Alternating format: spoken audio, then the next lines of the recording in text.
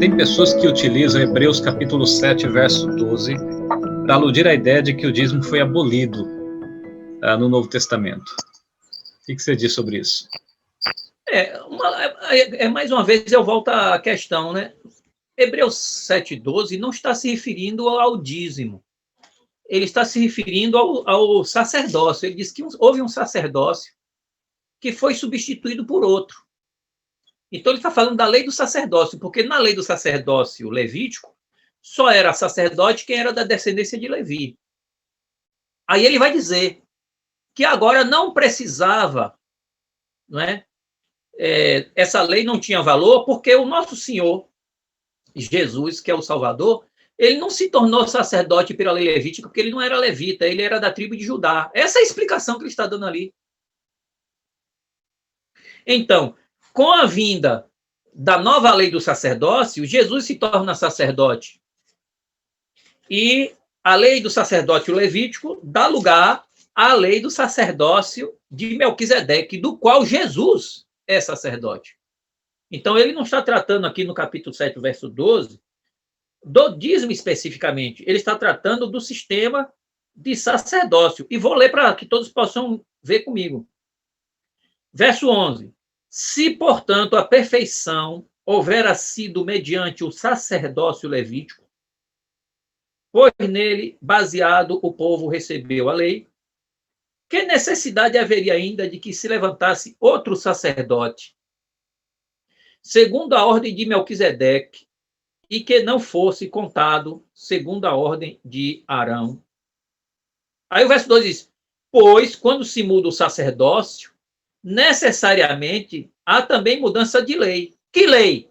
A lei do sacerdócio. Por quê? Porque ele está falando que pela lei só podia ser sacerdote quem fosse da descendência de Levi. Então, é isso que é a discussão que se inicia aqui. E ele continua dizendo, porque aquele de quem são ditas estas coisas pertence a outra tribo. Por isso que ele precisava de outra lei para ser sacerdote. Porque se não tivesse uma outra lei, onde está a outra lei? No Salmo 110. Se não me engano, no verso 3. Quando o salmista, inspirado por Deus profeticamente, diz assim, tu és sacerdote eternamente, segundo a ordem de Melquisedeque. Aí isso deve ter deixado os judeus boquiabertos. Espera aí, como é que pode ter um sacerdote levantado por Deus da ordem de Melquisedeque, se todos têm que ser da ordem de Levi? Então, ele discute sobre o dízimo até o verso 8, verso 9, mais ou menos, e ele muda, e do verso 11 em diante ele já não discute mais o dízimo. A parte do dízimo é para mostrar que um sacerdote legítimo tem que ter direito a dízimo. Por isso que o dízimo é válido, porque Jesus é sacerdote legítimo e ele continua tendo direito a dízimo. Mas no verso 11 em diante ele está falando sobre a legitimidade de um sacerdote que não é levita. Jesus não é levita. Aí ele diz, no verso 13, porque aquele de quem são dessas coisas pertence a outra tribo da qual ninguém prestou serviço ao altar, pois é evidente de que nosso Senhor procedeu de Judá, a tribo a qual Moisés nunca atribuiu sacerdotes.